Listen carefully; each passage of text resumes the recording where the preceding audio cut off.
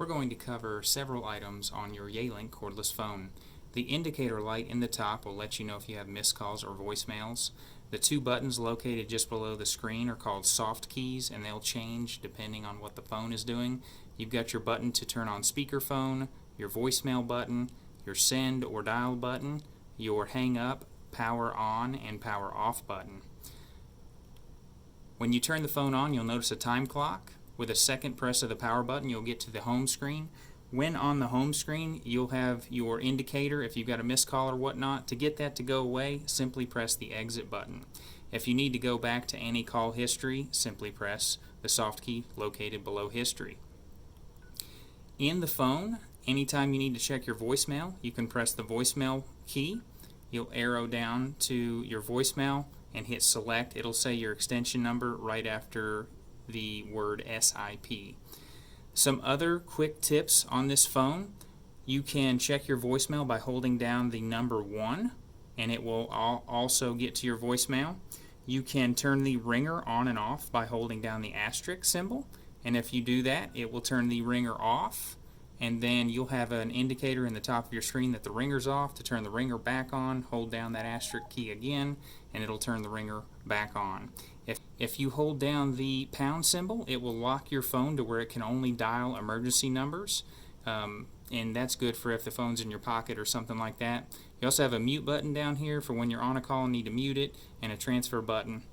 Some other things you can do with the phone: if you need to forward your calls because you're going to be away from your phone for a moment, or you need to turn on Do Not Disturb, if you hit your OK button to get to your settings and options, and then arrow down to Call Features.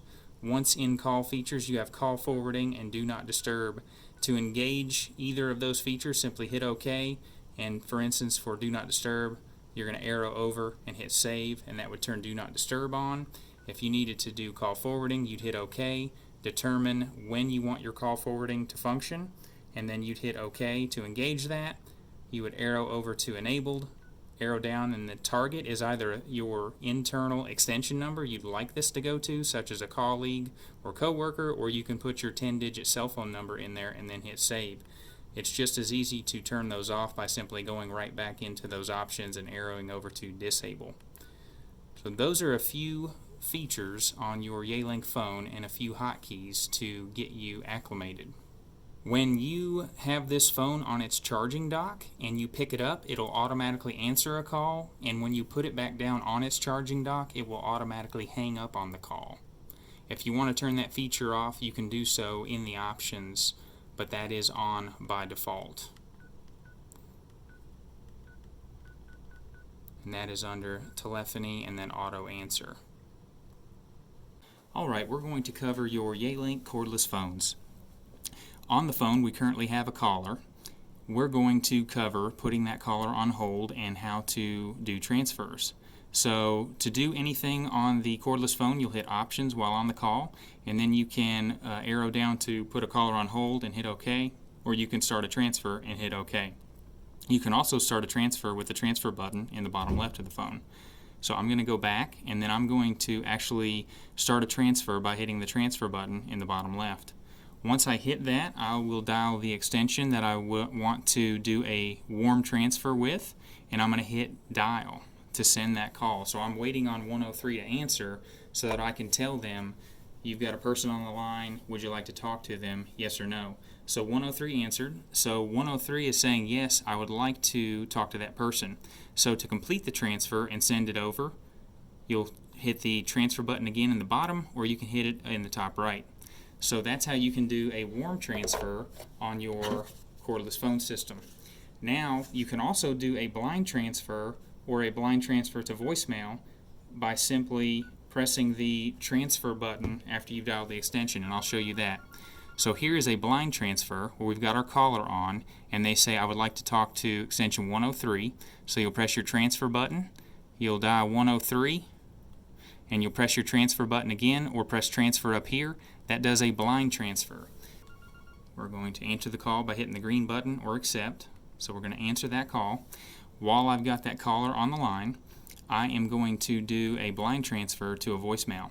So that caller says, hey, I need to talk to extension 103. So I'm going to hit transfer 1 03 and then the asterisk symbol.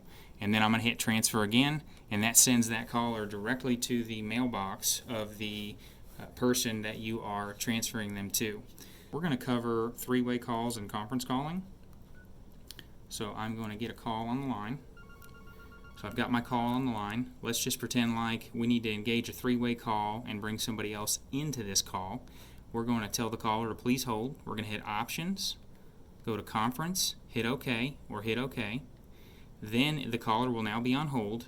We're going to bring our second caller into the call by dialing their extension and hitting conference again. That'll bring the second caller in. Once the second caller actually picks up and answers their phone, you're going to hit conference for the final time to bridge those two callers together. So that's how you can do a three-way call on your phones. Now, if you want to simply put a caller on hold and then engage a second caller, you can do that as well. So with my call coming in, I'm going to accept that call, and now what I'm going to do is press new call. What it's going to do is put my first caller on hold, and then I can dial a second caller. So you may do this if you need to check with a colleague or check with someone else while your customer is on the line. So I'm going to engage that second caller, do whatever you need to do with that second caller, and then you can either hang up and your person's still on hold, or you can arrow up and hit swap and you can jump between the two calls. So that's how you can actually manage that. So this is picking up the callers and putting the other caller on hold, as you can see. So I'm using the up and down arrows to do that. Now I can similarly put both callers on hold if I want to, and then I can just keep them both on hold and jump back between the two that way. So let's say you're on the phone with caller number 1 and someone else tries to dial you. This is what it'll look like. You'll see the second person trying to dial you. You'll see the ringing symbol, and what you can do is you can go down and arrow down to that call and hit accept to bring that call in. When you do that, it'll put the first caller on hold automatically. And then again, you can jump between those two call paths with these arrows and bring one caller off hold and similarly put another caller on hold. We've got a caller in Park 1. So in order to pick that caller up, I'm going to press *71. That is the command to pick up a park, and then I'm going to follow that with the parking lot number. So *71 and then the parking lot number, and I'm going to hit send, and that will pick up the person that is on that parking lot. So if one of your colleagues has put somebody on Park 1 or Park 2, etc., that's how you can pick them up. So that's the Yealink cordless phone with KeyStone Voice.